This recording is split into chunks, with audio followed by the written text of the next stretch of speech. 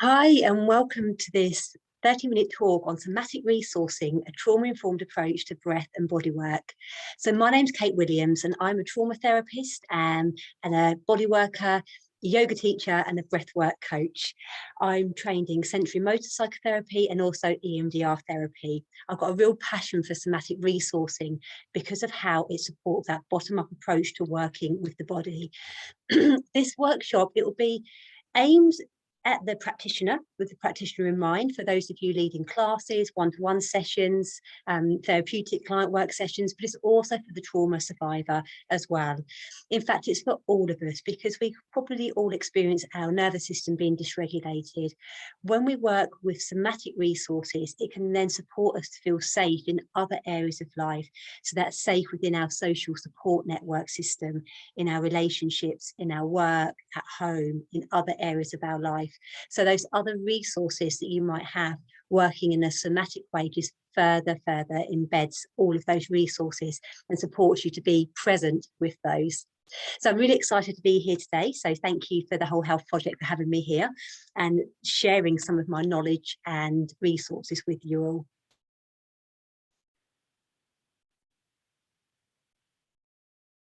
So the aims and objectives, as I've just said, is for practitioners to integrate a trauma-informed approach to your work and for trauma survivors.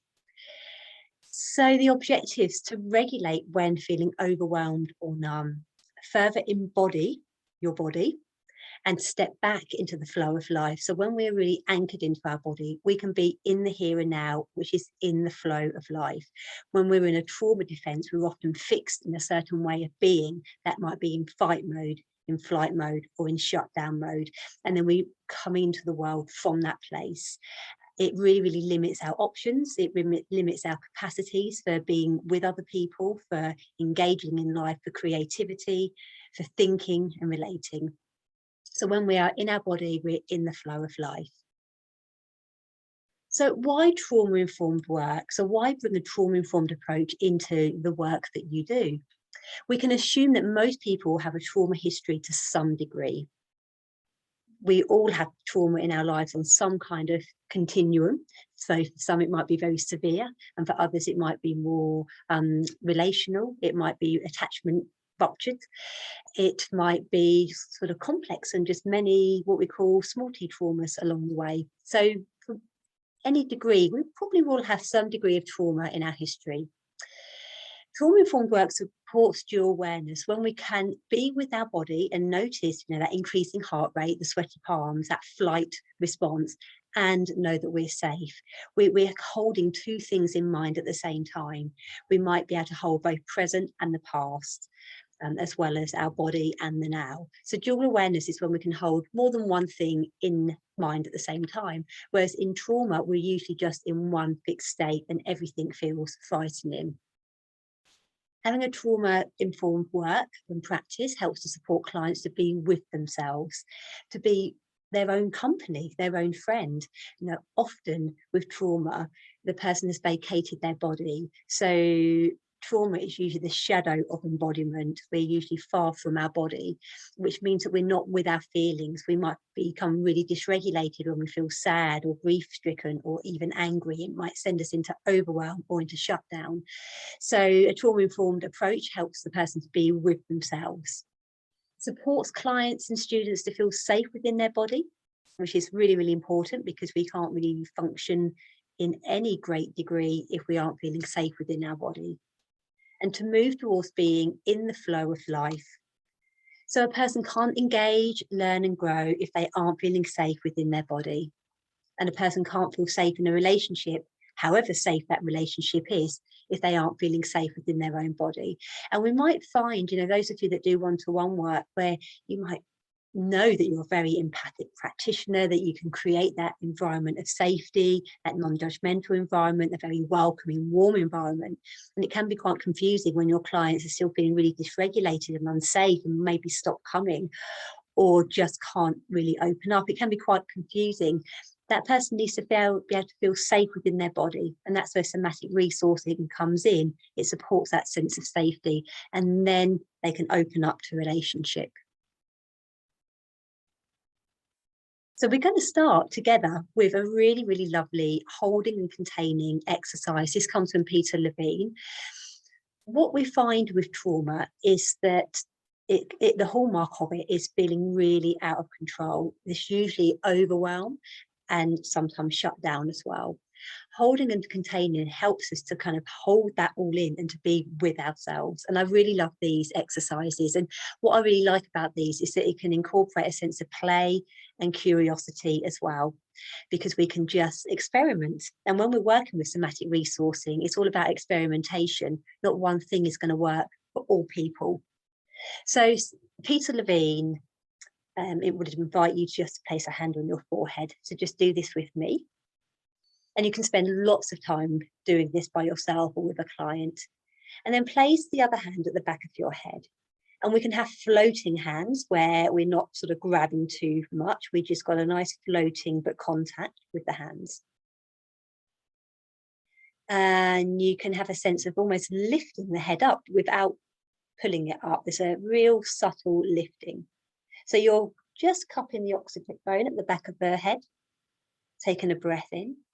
And as you breathe out, drop through the shoulders. This can feel quite demanding for some people in the arms, so you can lean on something. So just get a chair back to lean your arms on, which helps this holding.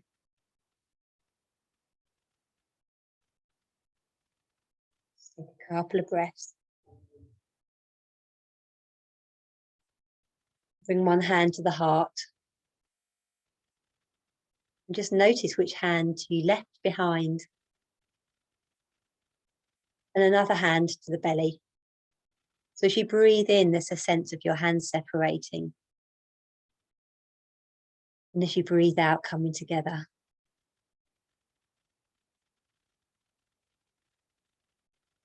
Just notice your body tuning in, and notice the body sensations as you place your hands in these positions.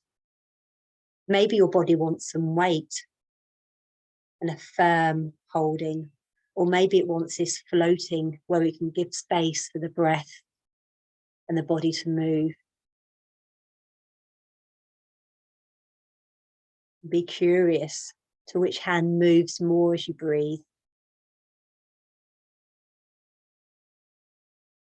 And place one hand back on the forehead and just be curious to which hand you left behind. How does your body know to place that particular hand on your forehead? Just ask it, tuning in.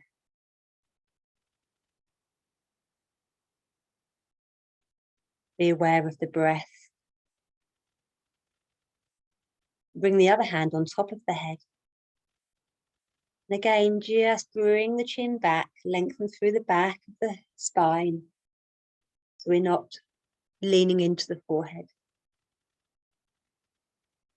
So this is a lovely way of just playing with this holding when somebody's feeling really dysregulated and unsafe, and particularly useful when there isn't that physical holding in the person's life, and maybe there's an absence of physical holding for that person. Maybe as a baby, they weren't held adequately. So this can be a reparenting exercise for some. And it's a lovely way of just sending messages to the body that all is well right now, that I've got you. And I like this sense of play that we can have and inquiry into the body. So when we're working in a body-centered way, we want to really tune in to the sensations within the body. So just pause now and just notice those subtle shifts within the body now compared to before you did that small exercise. So what are you noticing? And then just stay with those. So we'll invite our clients to just stay with those feelings. Maybe it's a bit more spaciousness or a bit more warmth. Imagine the hands are still in those positions that were mostly resourcing, and just imagine they're still there. And as you imagine that your hands are still in place, what do you notice within? How's your breath? And just stay with those feelings and sensations. And if there was a word that came with that, what would that word be? So we can start to link in the cognitive as well as the body sensations. So that's just a little experiment that we can just keep coming back to within today's talk. And hopefully it will just make even more sense as we go through. So soma means body.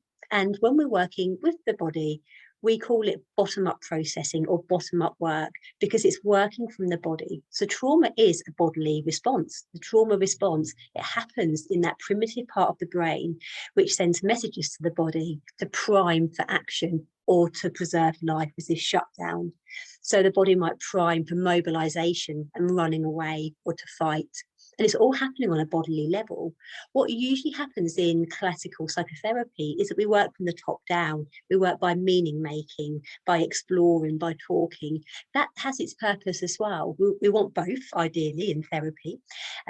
But if we miss out the soma, then we're missing out that vital connection with the body and that massive opportunity to help to settle the nervous system and to give that person a bit of control back of the nervous system. So what enhances bottom-up processing is the act of mindfulness, is to stay with those feelings. So if you're teaching a yoga class, for example, after each asana, just pause and notice and to stay with. But before we do that, we need to be able to give our students and our clients some kind of somatic resource in case they feel dysregulated, because some of those asanas in yoga or breathwork practices might actually really dysregulate somebody with trauma. It's not always going to be regulating, and we don't always know what's going to dysregulate someone. So this is where we're going to be going as well, to give somebody those somatic resources before we do that mindfulness. And this all fits into that phase 1 of trauma therapy with Judith Herman's 3-phase trauma therapy treatment. It emphasizes the importance of resourcing safety and stabilization. And we can bring somebody back to stabilization and safety frequently throughout the work that we're doing. So we're passing those tools over. What we can think about we're doing, if you think about somebody taking a driving lesson and their driving instructor has that dual control, so they have their foot on the brake. As therapists or yoga teachers, we are that driving instructor that has that capacity to put our foot on the brake. So when we're working with, say, somebody without a trauma history, for example, or without PTSD, usually we might find that person knows how to regulate. They'll have access to their own resources that they know to just be able to come back into their body. But with somebody with a trauma history, they're really unlikely to be able to bring themselves back in because they might not have either known the skills to do that in the first place if it's a small T relational trauma, or B, they might have forgotten. If their back brain's firing, then they won't be in touch with their front problem solving brain of where those resources are. So we need to, as therapists and practitioners, be the ones to put our foot on the brake and to show somebody how to come back into the here and now. And we can do that by assuming that any student in your class at any one time could be dysregulated. So by showing all of your class how to do this, it's a really lovely gift to be able to give. So trauma comes back as a reaction, not a memory. So I love this from Bessel van der Kolk, the body keeps the score. So we don't always know what that trauma was, but we do know that reaction and how we react to ourselves and to life. That often comes from a defensive place. So why the body is a resource, it helps us sense our body's needs. First, hunger, temperature. It helps us sense emotional needs for comfort, attention, time alone. We can tune in and hear that small voice within. It helps to process emotions and to be with ourselves. And body sensations can signal imminent threat. So through the neuroception, so the body senses it within the body. What happens when we're stuck in a particular trauma defense, whether that's flight or fight or shutdown, we just live our life from that particular state of being, which means we then might not actually see actual threat because we're perceiving everything as threat and unsafe. We might not actually see when actual danger's there. So we're potentially putting ourselves in more of a vulnerable position, even though that hypervigilant part of us thinks it's keeping us safe. So it's a bit topsy-turvy, bit of a paradox. Body sensations can signal boundary violations. So we need to be in touch with our body so we can know when somebody's coming too close or has violated us. helps us to understand our nervous system and when we're outside of the window of tolerance. And the body can become a source of well-being and self-esteem, so we can feel good within our body once again, which a lot of us as wellbeing practitioners, we're wanting to do that with our clients and students, whether we're yoga practitioners or breathwork coaches or body workers or counsellors and therapists. You know, that's what we're sort of hoping to harness, we're resourcing and supporting someone's well-being and self-esteem. But it needs to start in the body, and it needs to really be anchored deeply within the body. So there's this whole array of somatic resources that come into all of these categories here, which you can see. Now, I will be advertising my somatic resource training at the end of this program, which covers all of these categories. And there's so many different resources within these categories, and they'll all be relevant for different people. So not all, at different times in somebody's life, on different days, in different moments, different energy levels, these different resources will be applicable, but not for all clients all of the time, if that makes sense. So it's about experimentation and equipping somebody with as many resources as they can have so they can pick and choose. Protecting yourself as a therapist. So we're all vulnerable to vicarious trauma when we work with trauma. Even if you're working as, say, for example, a yoga teacher with big classes, you might not be hearing somebody's trauma, but it will be there in the air, it will be coming through. And as a giver, you'll be probably really, really soaking that up. Vicarious trauma, it's contagious. Bette Rothschild says that we are contaminated by another person's trauma.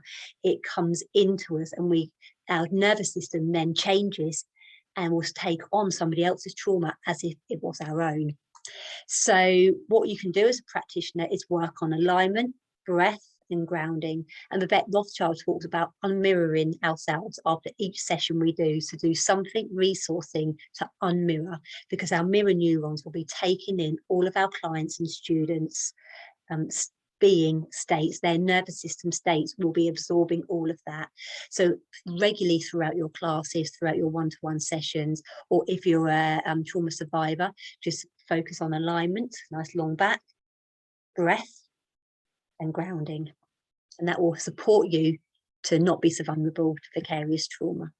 And this is the window of tolerance, where we're wanting to bring somebody into that window of tolerance with these somatic skills, to bring somebody from that hyper place or up from that hypo place. This is Dan Siegel's model. And from the polyvagal theory ladder, this just shifts it a little bit differently. So we're all moving up and down this ladder at all times. Ventral vagal is where the vagus nerve is toned and we're primed for social engagement. It's innate within us to engage with other people. Our natural place of being is that parasympathetic nervous system. But in a trauma defense, when somebody's nervous system has become a habitual way of being, they will be in either sympathetic, fight and flight, or shut down in the dorsal vagal, where they might feel really heavy, lethargic, numbed out, not really engaged with themselves and other people. So if somebody's in that dorsal vagal shut down, we need to move through mobilization in order to get to that top of the ladder. So something mobilizing. It might be as simple as coming up onto your feet and rubbing your hands together. So if you're sitting for long periods of time, you can start to slip down that ladder. By coming up onto your feet, the body is thinking that there's going to be something to respond to, because if you heard a loud sound downstairs in your home, for example, you would do that. You would automatically orient to it and start to get ready to come up onto your feet. So the body's mobilizing. So when somebody's got really low energy levels or is starting to dissociate, just coming up together onto your feet and rubbing the hands together is a perfect way of just regulating somebody and bringing them up those steps of the ladder into ventral vagal, which is social engagement and connect, repair, where somebody can be in the here and now and have that dual awareness. So orienting is the single most best exercise that you can give to people. We're using our exteroceptors of the eyes. Orienting is simply when you invite somebody to look around the room that they're in and just to notice as if they're seeing that space for the very first time. It sends messages to the nervous system that all is well, that you're just in an ordinary environment. And you're just allowing the eyes to soften. So when the eyes are soft, it supports ventral vagal. So it supports the vagus nerve, which is being toned within the eyes. And it enables somebody to really see their environment, see it for what it is. And we can ask somebody to name, whether in their mind or out loud, what they're seeing. So for example, I see a lamp. I see a piece of wood. So if you're teaching a yoga class, this is what I would be suggesting that you do at the start of the class, before you go inwards into the body, and particularly if you're working with beginners and you don't know your group, is just to invite them just to look around the room and in their mind say 3 things that they can see. And you might even ask somebody just to then land their eyes on something that's particularly soothing and nourishing. So I like to look at a particular plant in my room. Take a few breaths and then just notice what happens within your body as you gaze at this point. And you can just say to your students, just come back to this exercise. If ever you're feeling that something gets really stirred up within you, if you feel overwhelmed at all, if you've noticed your heart starts beating fast, or you start feeling out of breath, just open your eyes and just look around the room. And just in your mind say 3 things that you see, and that will have the capacity to anchor somebody straight away in here and now. What's really interesting is that when we're working with somebody that's hypervigilant, that sort of does that a lot, where they'll be in that hyper place of their window of tolerance, where their body is just primed, ready to run away, that they're looking for the threat. They're just looking everywhere. We often think that that's an exteroceptor and that that's almost like an orienting, but actually it's coming from the interoceptors. It's coming from the body, and the felt sense is feeling anxious, and that's driving that searching and looking for the escape route or for that danger zone. So we can still use orienting here, and the cues that we're giving is to soften the eyes, do some long blinks. We can invite that person to gain some connection with the ground. So just feel your feet magnetizing with the ground as you just look around and say 3 things that you see. And that will be bringing the person into the here and now and sending messages up to the brain that we're all safe. So this is the vagus nerve being stimulated and operated here. If we remember, the vagus nerve is the main nerve, the parasympathetic nervous system. 80% of the vagus nerve fibers are sensory. So if you think of a highway, it's like 4 roads going up to the brain, and there's just 1 road coming down, the motor nerves. So the more we can work in the soma, in the body, and the more we can bring the nervous system under some kind of control, we'll be sending messages up to the brain via the vagus nerve that all is well, that we're just in an ordinary environment right now. This is another really lovely exercise to do using the exteroceptors, where you can just land your eyes on an image that you feel is really soothing. And just notice your body. So we want that mindful attention. Just notice the body. So when I was teaching lots of yoga classes face-to-face, don't do so much of that at the moment, but you can still do this online somehow. You can bring up an image. I just made this from Google Images, and you can invite your students to just choose an image that's going to be their intention for the class, or what they can just keep coming back to. Maybe they want to take a photograph on their phone. So I'll usually have a collection of image cards out in my yoga classes, or even my one-to-one work I do, and just pick an image that you find resourcing, that's soothing, that supports you in some way, or that makes you feel good. Use whatever cues you like, and then that image I'll invite them to put at the front of their yoga mat, and they can just use that as a regulating image throughout the class. So that's something that's a really lovely thing to do. And again, we're using those exteroceptors because in trauma, a large part of the focus is on interoception, the body, that dysregulation, feeling overwhelmed, the heart beating fast, the palms sweating, all those feelings just jumbling up inside. So what we want to do is to bring the exteroceptors into play. So that's through the eyes. We've also got smell, having lovely smells around. It can be very grounding, inviting your clients to find nice smells, or yourself. If you are a trauma survivor going into, say, a yoga class, or just in your everyday life, just find some nice smells that you can rub into your hands, some nice hand cream, because the smell goes directly into the olfactory bulb within the brain. It's the only one that doesn't go and bypasses the thalamus into the amygdala. It goes straight into the olfactory bulb, which sits right next to that amygdala, which is the alarm center of the brain. So smells are great. And touches, you know, is all orienting, nice fabrics, sounds, calming music. It all engages those exteroceptors. So I've already mentioned this, standing up and rubbing the hands helps somebody that's kind of low in energy, that might be shutting down. We don't always see this. It's not always visible when this is happening to someone.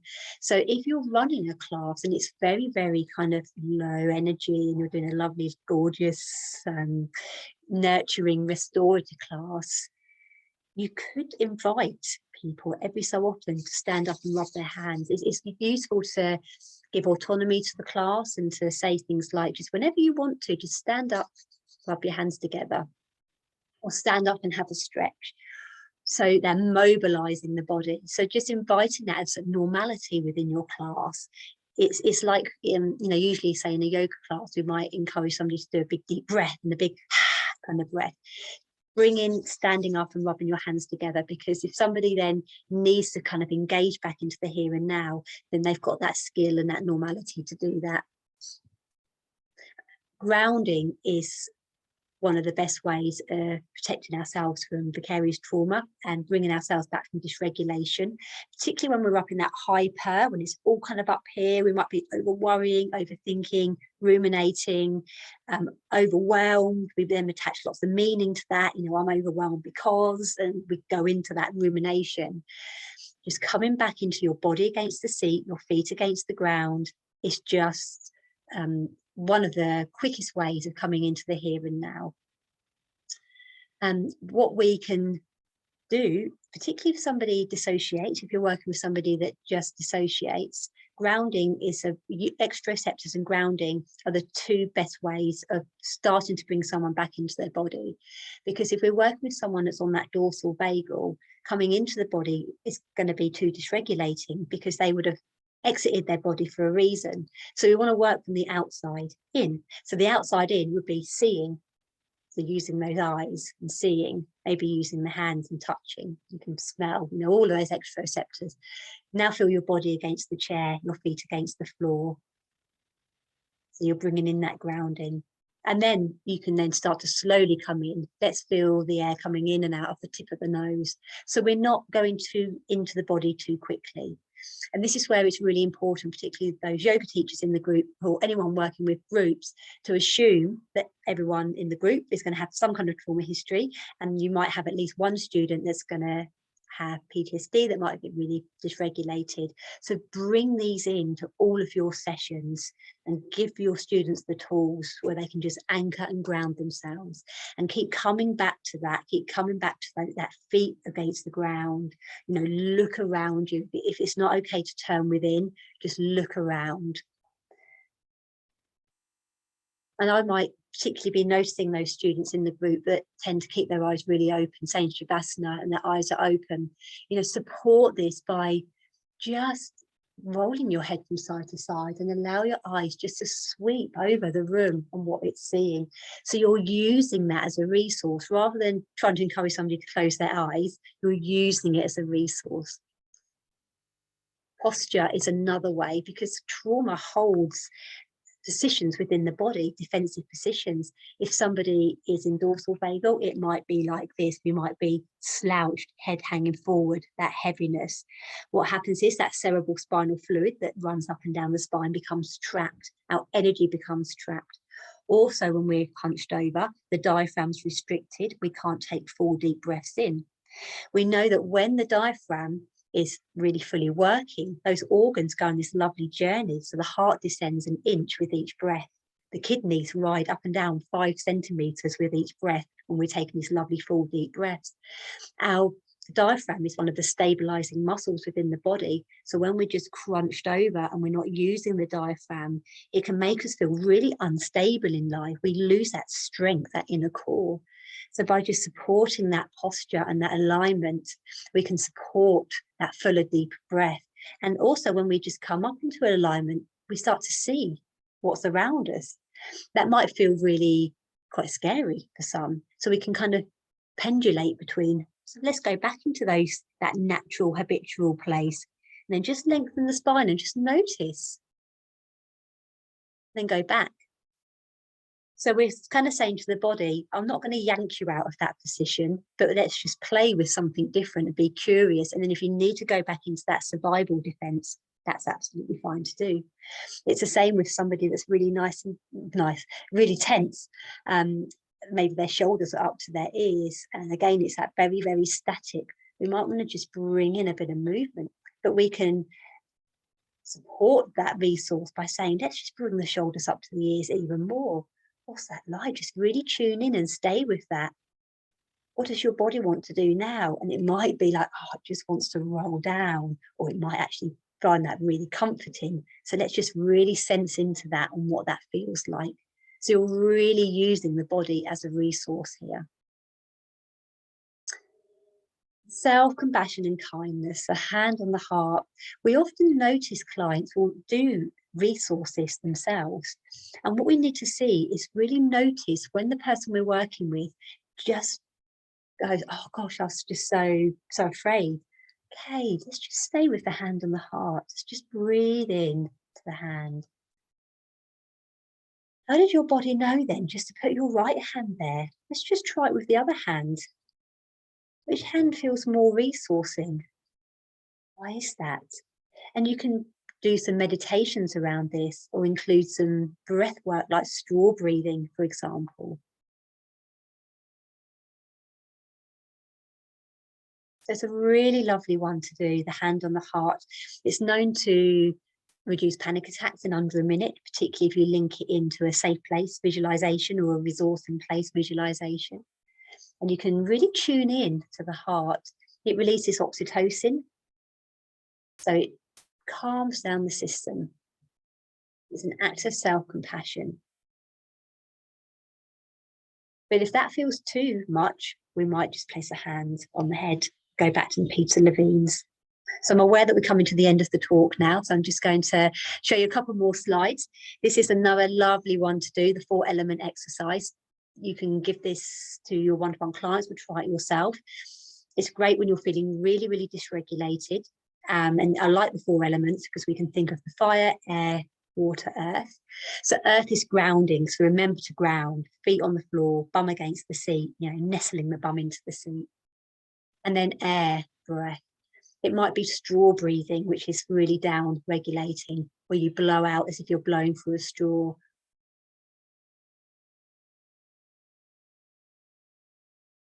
Which just slows the heart, engages the vagus nerve. Water, so create some saliva. So when we're in our flight and fight, we don't need to be digesting, so the saliva dries up. You can just bite down on the sides of the tongue really gently, or take a drink, eat a sweet, do something that just activates some saliva. And then fire, imagination. Send yourself into your lovely resource in place that just feels calming and soothing, or imagine a colour that you're being bathed in. So this is a lovely, lovely exercise to do just when you're feeling dysregulated, overwhelmed. And belly breathing. So belly breathing is a lovely way of toning the vagus nerve. These handouts will be accessible to you, so I won't go into this now because we are running out of time. But by breathing into the belly and breathing out, we really allow the diaphragm to descend, and it tones the vagus nerve. It sends messages to the nervous system that all is well. But it can be dysregulating for some. So I'd always go back to that grounding and orienting, and be checking out with the person that I'm working with how you're feeling right now. Because somebody that's been in dorsal vagal for a lot of their life, where their belly is just shut down, maybe they've had to shut down that feeling part of their body, that gut feeling, that third brain within the body, maybe that's had to really, really be shut down to keep them safe over life. Activating that with the belly breath can dysregulate. So we just check in. We want to titrate it, do a couple, check in. And if it's too dysregulating, a really lovely exercise to do is to come up onto the feet, rub the hands together, and then to do some bilateral stimulation, which helps both the brain, sides of the brain, to talk to each other. Because when somebody's dysregulated, they're going to be in their right brain, their trauma part of the brain, their fight, flight, freeze, fawn part of the brain. And we want the left brain to be activated. So bilateral stimulation is anything like this, or cross crawl, where you do opposite elbow to opposite knee. And you're not doing it to wear yourself out, you're just doing it to get some stimulation. And I've done that with clients where they've been dysregulated with breath work, and it brings them back into the here and now extremely quickly, and it's become a great resource. And I've actually had clients that that turmoil in their belly has just gone through doing bilateral stimulation. So that's a little tip for you if you're doing any work with your clients and it dysregulates them, is to come up onto their feet and do some bilateral stimulation or some butterfly tapping. So that's the end of my talk. I'm just going to come into the offer that I've got on, which I'll be putting the links here, but I'll also be putting the link into the chat as well. It's our newly launched Somatic Resources for Safe Trauma Practice. It will introduce you to a wide range of practices for dysregulation, both hyper and hypo. So more, lots more than what we've been doing today. This has just been a tip of the iceberg today. You'll go deeper into polyvagal theory. We'll be looking at practices for putting on the brakes with your clients and students or yourself, and emergency practices when we need to slam on those brakes. Over 10 categories of resources, so over 50 ideas for resourcing that you'll find. But not only that, there's lots of videos that you'll be watching on things like the nervous system, the vagus nerve, like I said, polyvagal, racial trauma and identity, working with migrants and refugees, post-traumatic strength. We've got other experts from the field feeding into this course, so it's a really great course. Transgenerational trauma, working with sleep and nightmares. We've got £100 off this course at the moment, so from £350 to £225 for the whole of January. So I hugely recommend you join. It's a self-study training, and you do have access to a Facebook group where I'll be there to answer questions and to support you with your learning. So it's been really lovely to deliver this workshop. Do look below the video for all the links, and do drop me an email should you have any questions whatsoever. Thank you for tuning in today.